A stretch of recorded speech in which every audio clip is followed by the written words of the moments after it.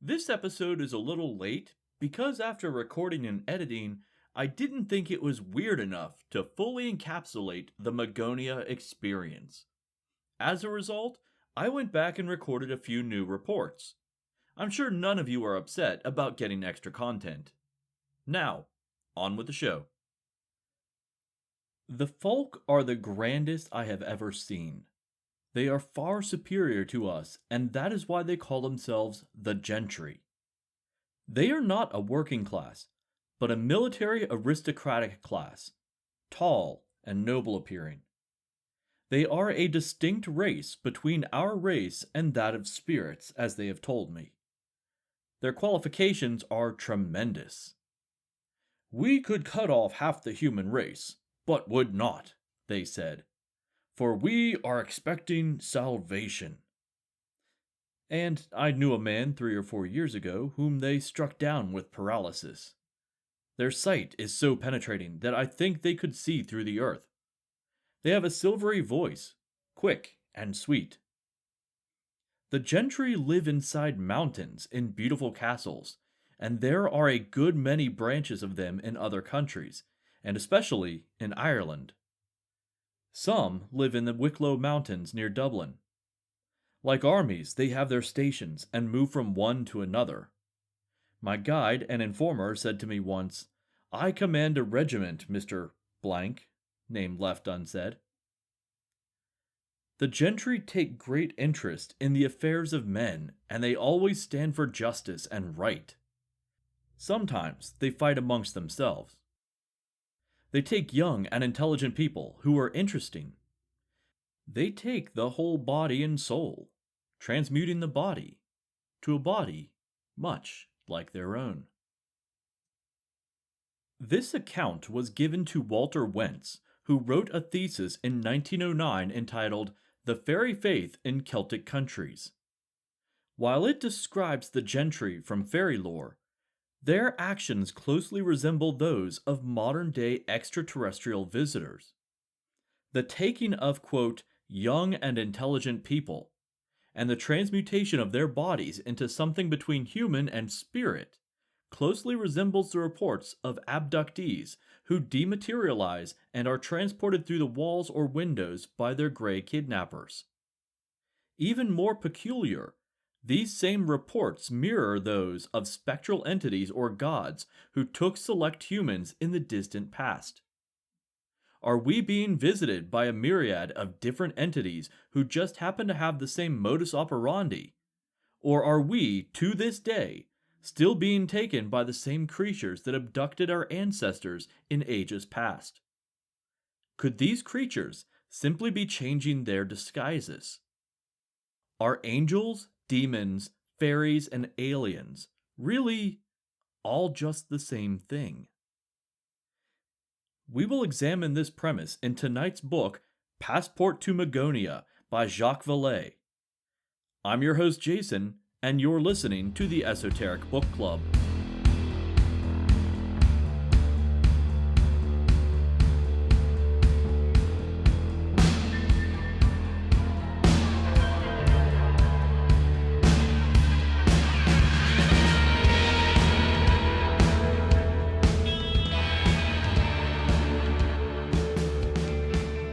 Welcome back, Goblins!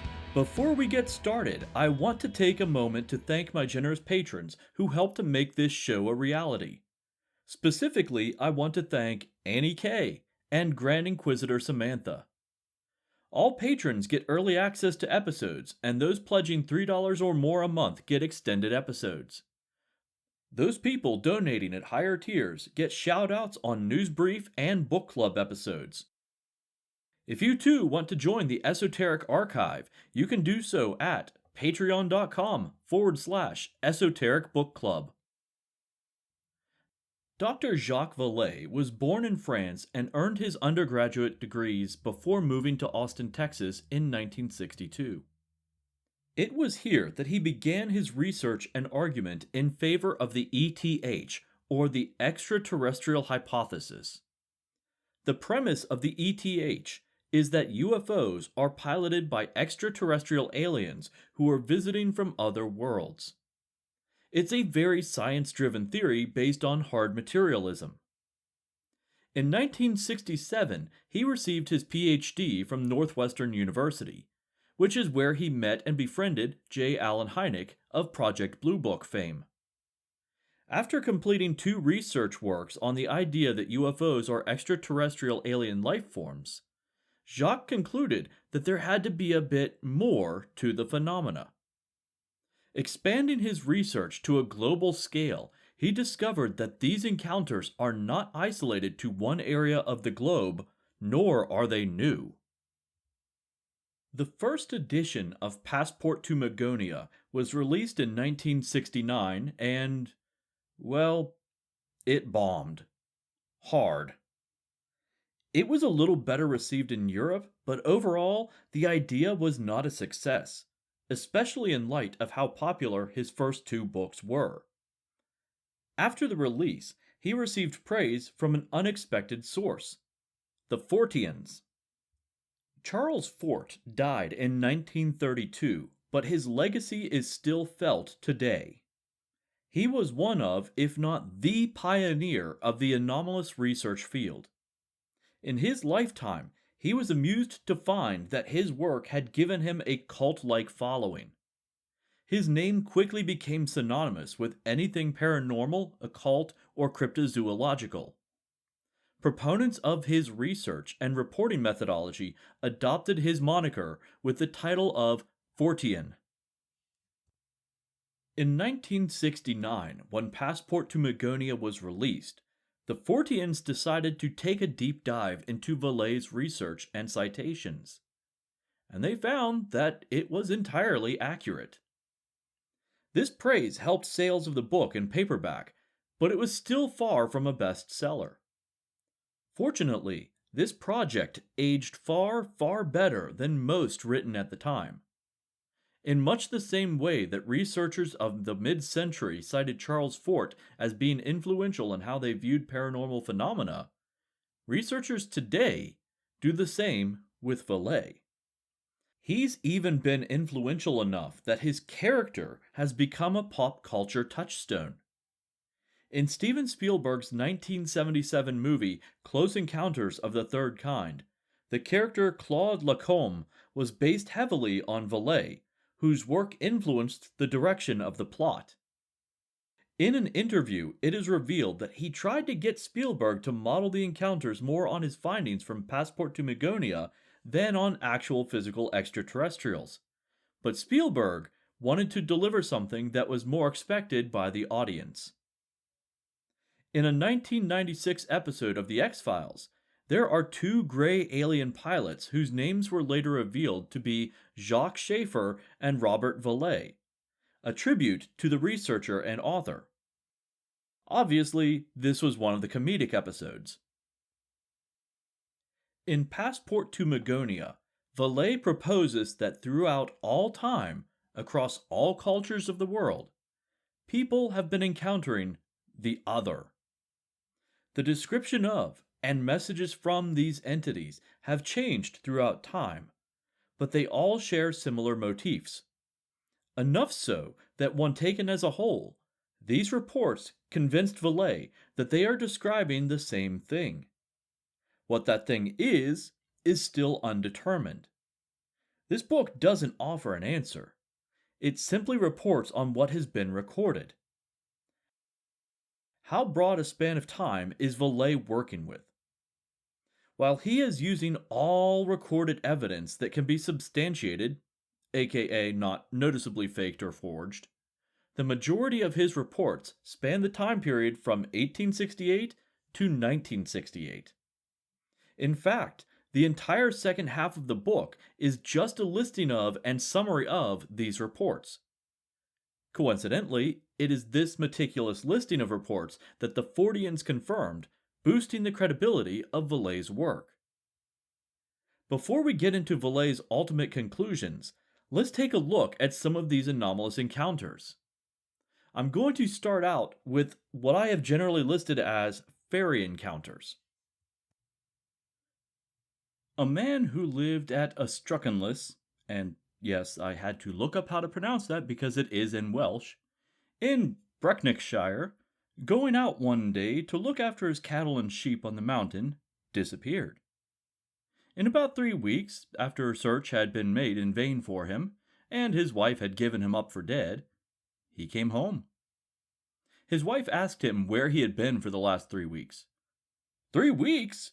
Is it 3 weeks you call 3 hours? Said he.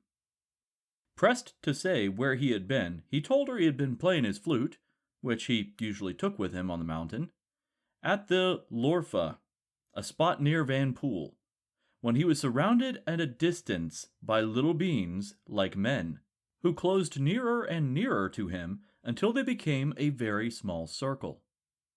They sang and danced and so affected him that he quite lost himself. They offered him some cakes to eat, of which he partook, and he had never enjoyed himself so well in his life. Sadly, beyond this account, there is no more detailed description of what these, quote, little beings like men actually looked like. Now, there are several aspects of this encounter I want you to pay attention to: the loss of time, or time distortion, an invitation to play, either music or dance, an exchange of food, and the return of the person who had physically changed very little. Keep these in mind as we continue. In an Irish story told sometime after the famine of 1846, we hear a tale from Pat Feeney. One day, a little old woman came to his house asking for some oats.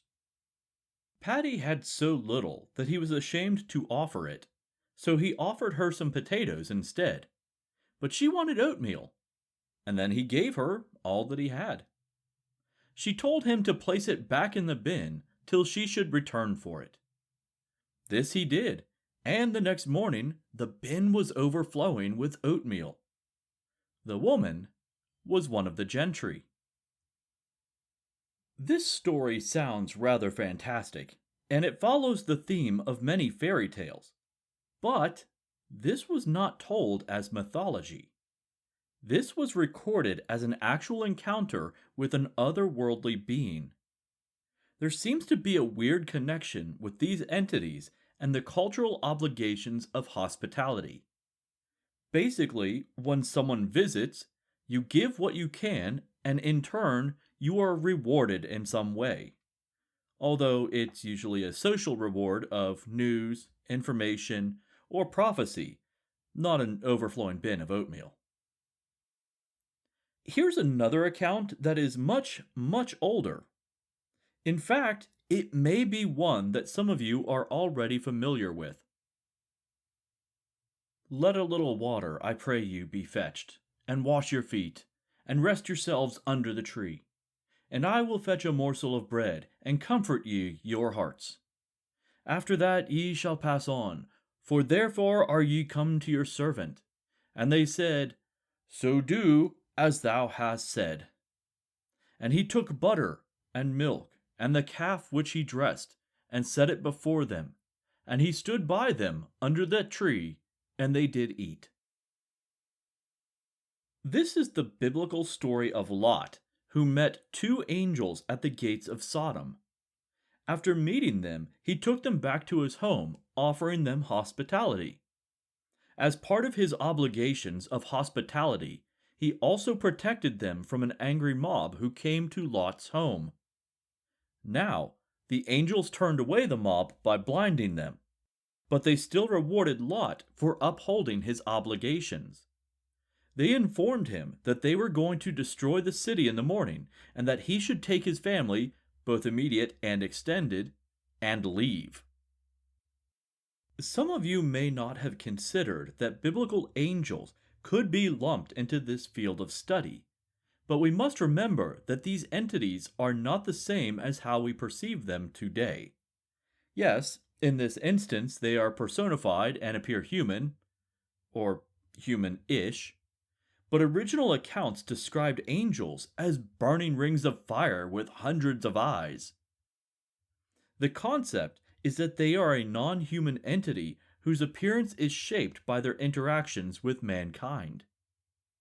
Speaking of changing appearances, We look now to the changeling phenomena. The basic concept is that after a human child is born, fairies will sneak into the child's room and swap them for another fairy. In some instances, this is just an unruly fairy infant, and in some cases, it's a noisy elderly fairy who just wants a free, albeit perverse, meal. Of course, sometimes these children come back.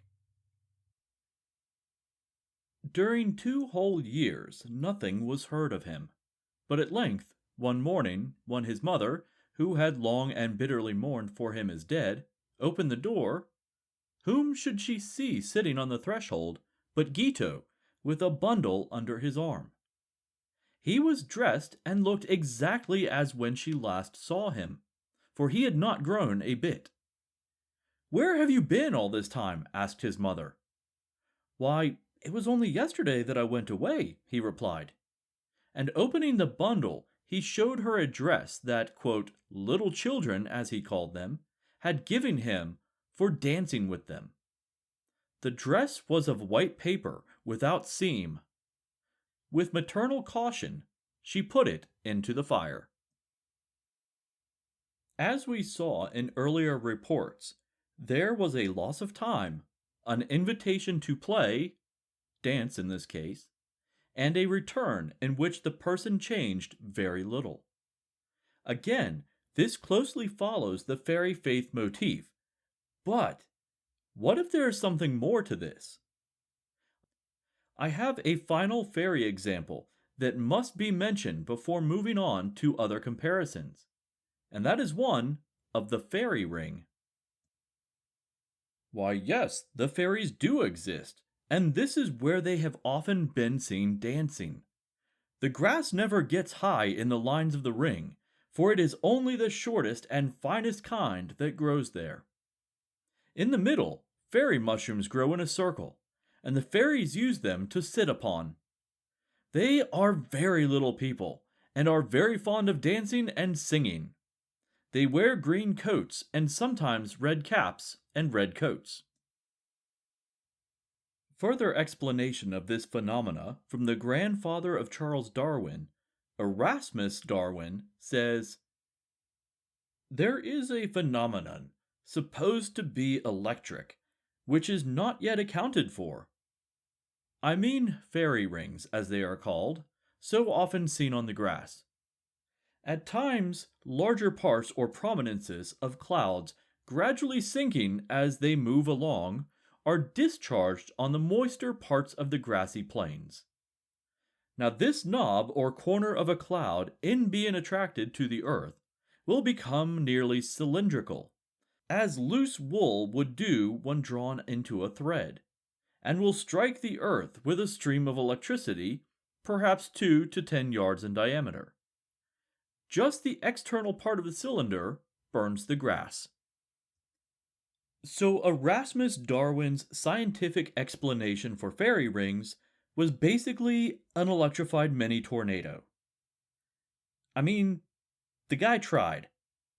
He didn't really have any more evidence for this weather phenomenon than folklorists have for fairies, but he certainly gave it his best attempt. It's safe to say that fairy rings are probably the one aspect of the phenomena that has been most closely examined by scientists. Theories range from fungal growth to plasma discharges to microbursts from the atmosphere. What's interesting is that these same explanations are also used in conjunction with crop circles. From a UFO encounter in an Australian swamp, we get the following witness statement. "I saw a clearing in the reeds where they took off, and it was as everyone described it. In a circle roughly 30 feet in diameter, reeds had been flattened in a clockwise direction. One of the nests is a floating platform of clotted roots and weeds, apparently torn by tremendous force from the mud bottom beneath 5 feet of water." This event took place in 1966. Just a few years earlier in England, we have this report. July 16th, 1963, will long be remembered in the annals of British ufology. Something appeared to have landed on Farmer Roy Blanchard's field in the Manor Farm, Carlton, Wiltshire. The marks on the ground were first discovered by a farm worker, Reg Alexander. They overlapped a potato field and a barley field. The marks comprised a saucer-shaped depression or crater 8 feet in diameter and about 4 inches in depth. In the center of this depression, there was found a 3 feet deep hole, variously described from 5 inches to 1 foot in diameter. Radiating from the central hole were 4 slot marks, 4 feet long and 1 foot wide. The object must have landed, if land it did, unseen. But Mr. Leonard Joliffe, a dairyman on the farm, reported he heard, quote, a blast one morning at approximately 6 a.m. The farmer later reported that he was quite baffled by the event. Quote, there isn't a trace of the potatoes and barley which were growing where the crater is now. No stalks, no roots, no leaves. The thing was heavy enough to crush rocks and stones into powder, yet it came down gently. We heard no crash, and whatever power it uses produces no heat nor noise. There was a brief, strange period of time in American history where objects called airships were seen throughout the country. Many of these sightings were generally reported west of the Mississippi River, and all sound quite a bit like a prototype blimp or zeppelin. The trick is, blimps and zeppelins hadn't been invented yet. At least, they hadn't been patented yet. It seems the concept was in the works, but at the time of these sightings, they weren't officially real yet. The following example comes from Constable Sumter and Deputy Sheriff McLemore of Hot Springs, Arkansas. While riding northwest from the city on the night of May 6, 1897, we noticed a brilliant light high in the heavens. Suddenly, it disappeared, and we said nothing about it, as we were looking for parties and did not want to make any noise. After riding 4 or 5 miles around the hills, we again saw the light, which now appeared to be much nearer to the earth. We stopped our horses and watched it coming down, until all at once it disappeared behind another hill. We rode on about half a mile further, when our horses refused to go further. About 100 yards distant, we saw 2 persons moving around with lights. Drawing our Winchesters, for we were now thoroughly aroused to the importance of the situation, we demanded, "Who is that, and what are you doing?" A man with a long dark beard came forth with a lantern in his hand, and on being informed who we were, proceeded to tell us that he and the others, a young man and a woman, were traveling through the country in an airship. We could plainly distinguish the outlines of the vessel, which was cigar-shaped and about 60 feet long, and looking just like the cuts that had appeared in the papers recently. It was dark and raining, and the young man was filling a big sack with water about 30 yards away, and the woman was particular to keep back in the dark. She was holding an umbrella over her head. The man with the whiskers invited us to take a ride, saying that he could take us where it was not raining. We told him we believed we preferred to get wet. Asking the man why the brilliant light was turned on and off so much, he replied that the light was so powerful that it consumed a great deal of his motive power. He said he would like to stop off in Hot Springs for a few days and take the hot baths, but his time was limited and he could not. He said they were going to wind up in Nashville, Tennessee after thoroughly seeing the country. Being in a hurry, we left, and upon our return, about 40 minutes later, nothing was to be seen.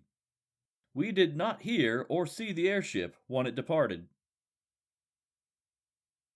Okay, that report seems rather reasonable. It's a little before Zeppelins were patented in the US, and it doesn't sound at all fantastical. That's just one example, though. These airship sightings have been reported much, much earlier. The next incident took place in Ireland in the year 1211. There happened in the borough of Clara one Sunday, while the people were at Mass, a marvel. In this town is a church dedicated to Saint Canaris. It befell that an anchor was dropped from the sky with a rope attached to it, and one of the flukes caught the arch above the church door. The people rushed out of the church and saw in the sky a ship with men on board, floating before the anchor cable, and they saw a man leap overboard and jump down to the anchor, as if to release it. He looked as if he were swimming in water. The folk rushed up and tried to seize him, but the bishop forbade the people to hold the man, for it might kill him, he said. The man was freed and hurries up to the ship, where the crew cut the rope and the ship sailed out of sight. But the anchor is in the church, and has been there ever since as testimony. This account clearly can't be called a zeppelin, based on the time period. But what was it? And why were they using mundane objects like anchors when they had a ship that could fly? The modern era isn't bereft of these weird reports either. Our next one comes from France. On October 12, 1954, at about 10:30 in the evening, 13-year-old Gilbert Lelay was walking around outside when he saw in a pasture a machine that he described as a phosphorescent cigar. Close to the object was a man in a gray suit, boots, and a gray hat. He placed a hand on Gilbert's shoulder and said, "Look, but don't touch." In the man's other hand, he held a sphere that emitted purple beams of light. Soon after, the man climbed into the ship. The door closed with a sound like a clap of thunder, and the vessel rose vertically into the air.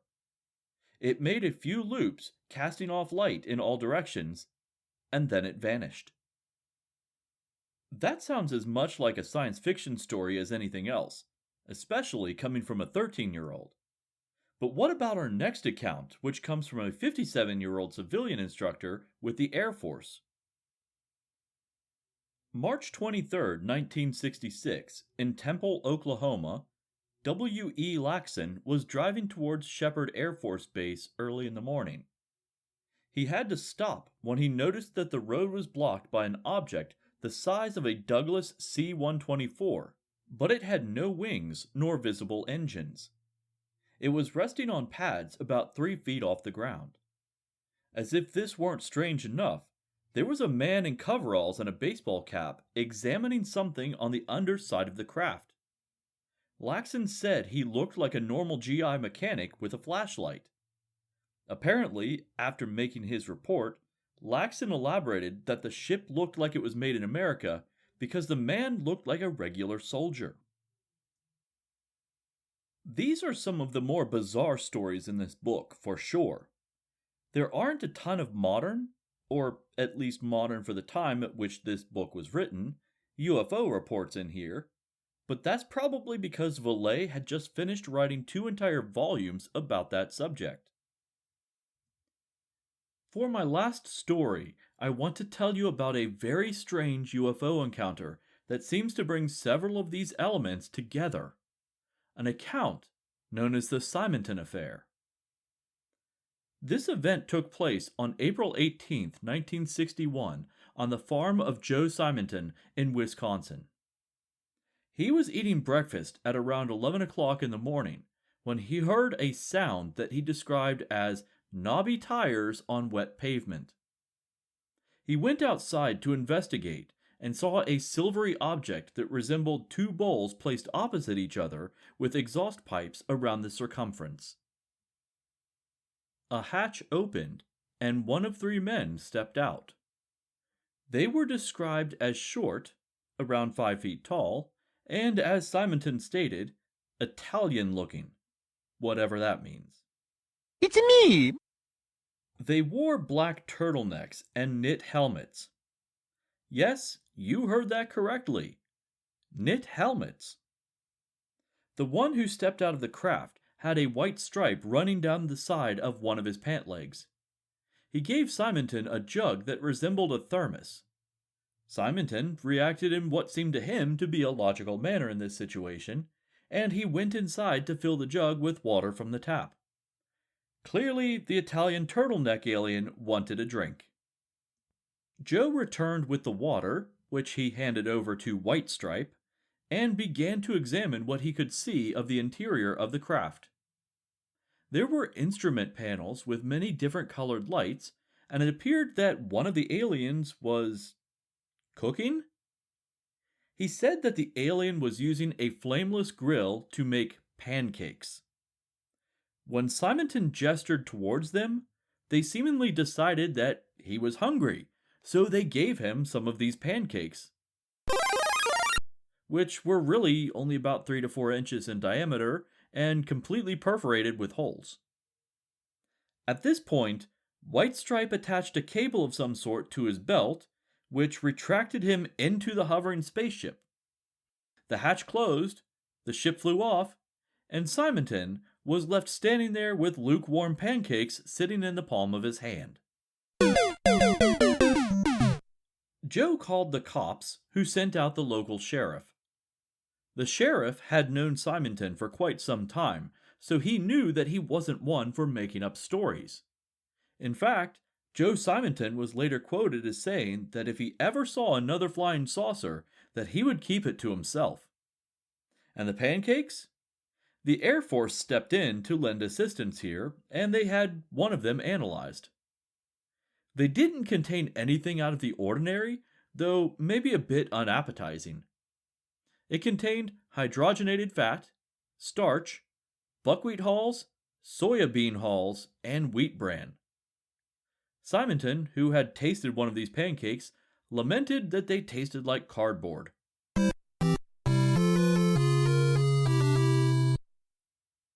Throughout this episode, and this book, you may have begun to notice the similarities between modern UFO abduction encounters and encounters with other various entities from around the world throughout time. What does it all mean?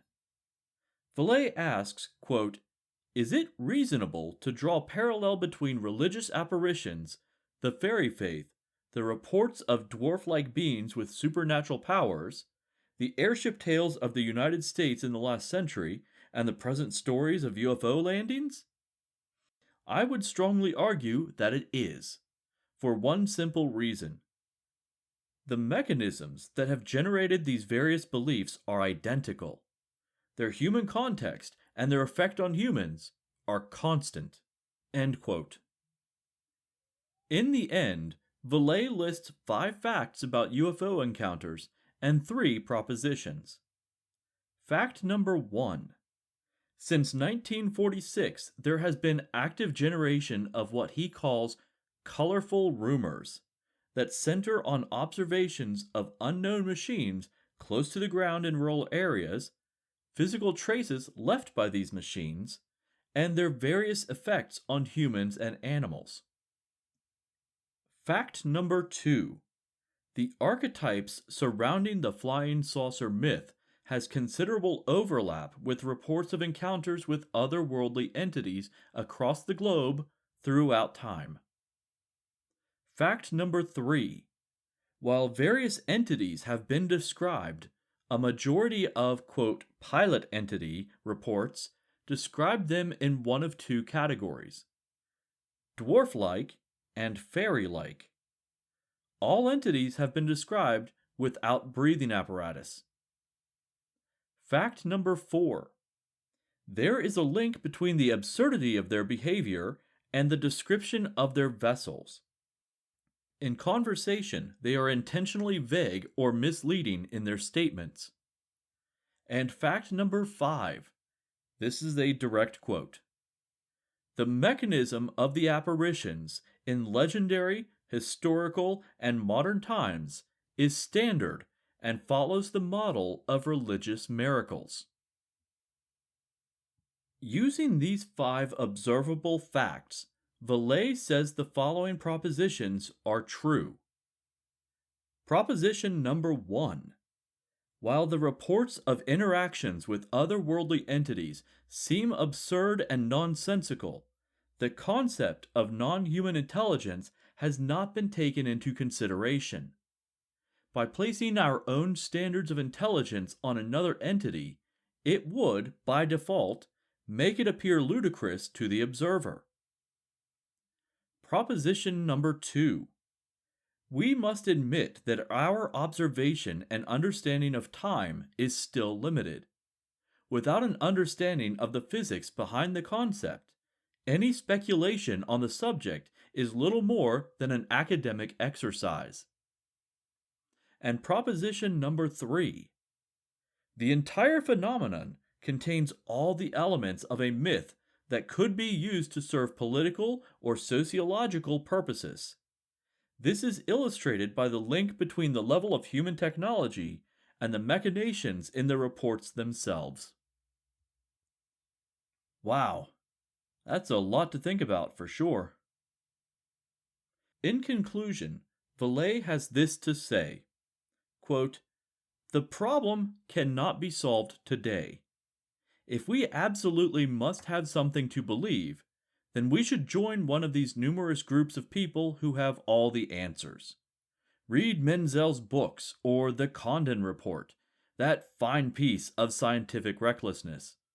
Or subscribe to the magazines that prove that flying saucers are real and from outer space.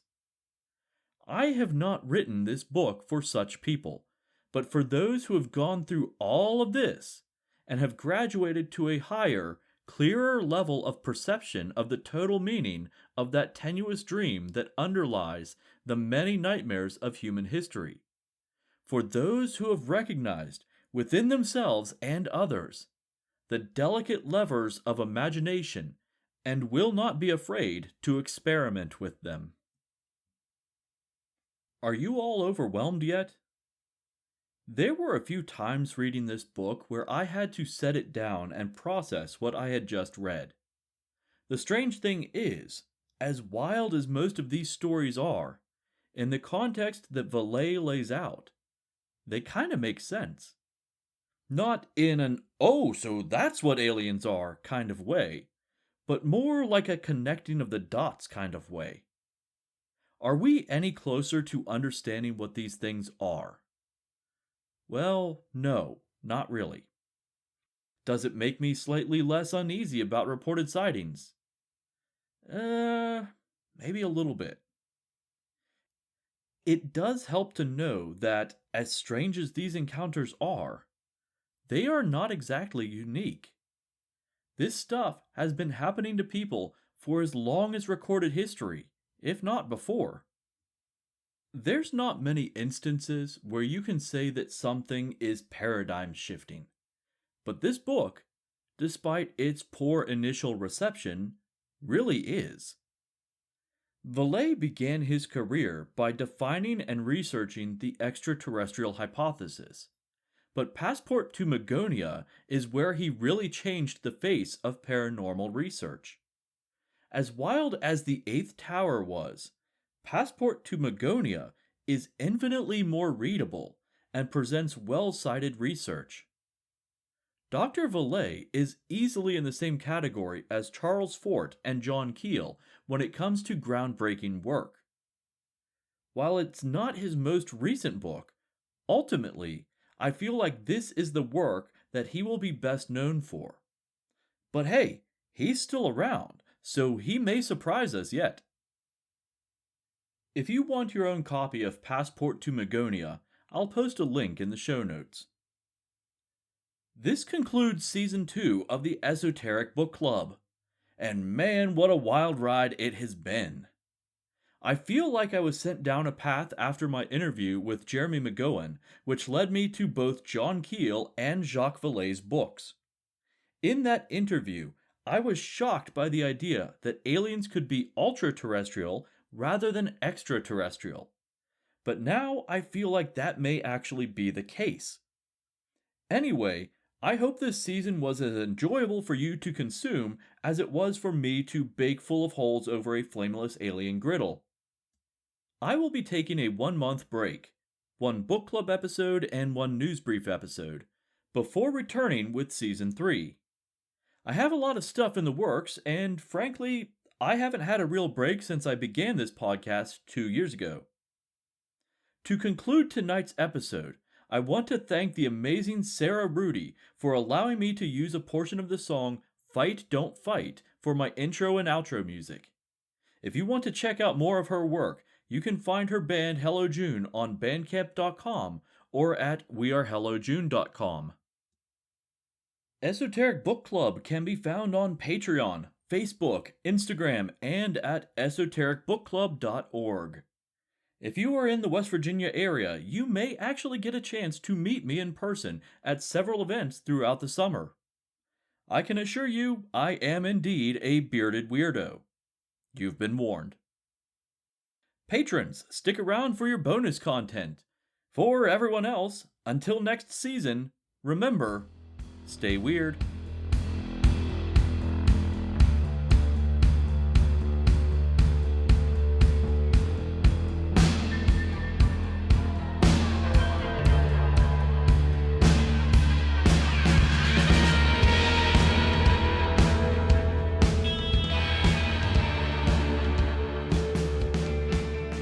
Alright, you extra special weirdos.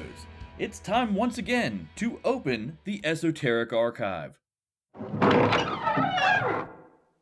Tonight I'm going to tell you a couple of the stranger stories that can be found within the pages of Passport to Magonia.